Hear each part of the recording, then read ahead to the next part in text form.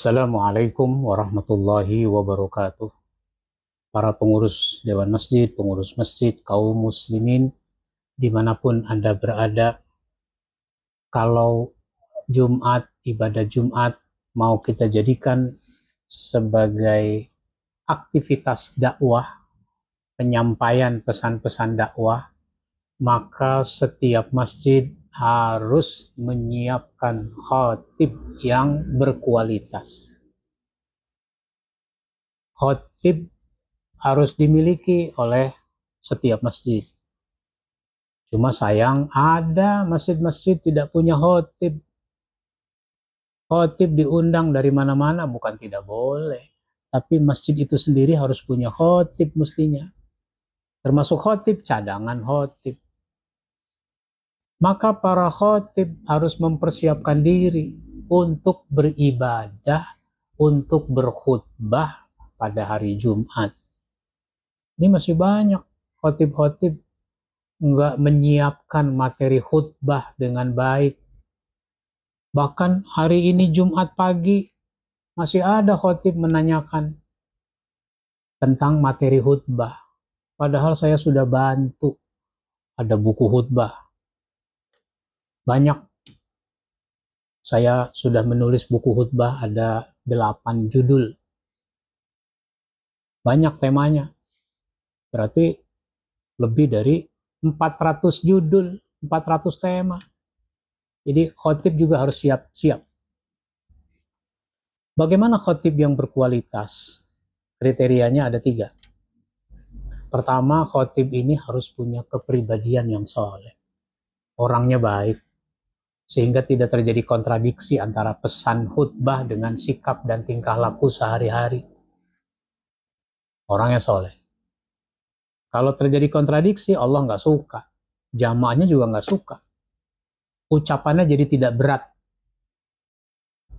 Nah, itu satu. Yang kedua, punya wawasan yang luas, ilmunya banyak.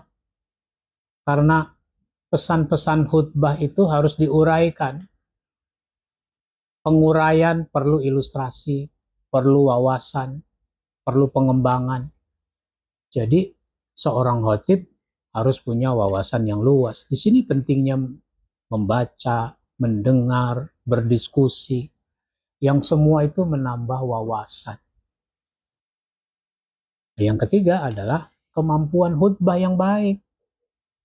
Nah, kalau khutbahnya baik, maka si khatib kalau berkhutbah tidak terlalu tekstual. Jangan terlalu tekstual. Kalau terlalu tekstual, dibaca itu materi khutbah dari ujung ke ujung. Sehingga cenderung tidak komunikatif. Si khatib akhirnya melihat teks, matanya ke teks, sedangkan jamaah matanya ke kaki, matanya ke karpet. Sehingga tidak saling menatap antara khatib dengan jamaah. Khatibnya baca teks, jamaahnya pules. Ini sesuatu yang harus dievaluasi. Kemampuan berkhutbah yang baik, sehingga dia khutbahnya menarik. Kalau khutbahnya menarik, mudah-mudahan jamaahnya tidak ngantuk, tidak tidur. Nah, ini kriteria khatib yang harus dipenuhi. Dan ini harus terus dievaluasi.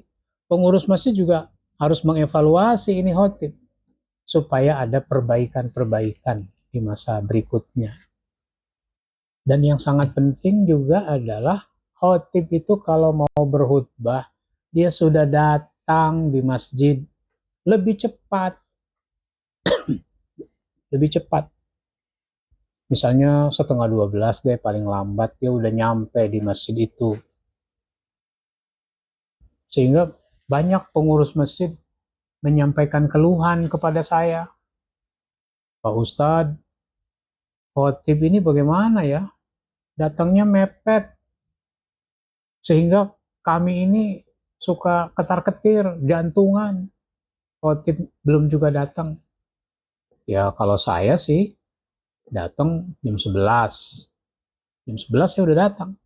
Pengurusnya senang kalau khatib udah datang. Kenapa? Saya nggak dakdikduk Pak Ustadz. Saya nggak bingung. Nah, ini ada khotib udah azan, kan azannya 2 kali. Ini udah azan pertama dia belum datang. Akhirnya pada waktunya diganti. Oh, pengganti naik ke mimbar. Assalamualaikum, duduk, kemudian azan. Pada saat azan itulah si khotib yang terjadwal ini datang, maju ke depan. Akhirnya oleh pengurus masjid, khotib yang tadi sudah jadi pengganti, disuruh turun lagi. Turun lagi. Nah, lalu ada orang bertanya, bagaimana itu hukumnya Pak Ustadz? Ini bukan soal hukum, saya bilang. Ini soal adab, soal etika. Khotib kalau sudah terlambat, sudah duduk aja di belakang. Jangan maju ke depan. Itu namanya khotib tidak tahu diri. Khotib tidak punya rasa malu. Nah ini. Jadi siapkan khotib yang baik, termasuk cadangannya.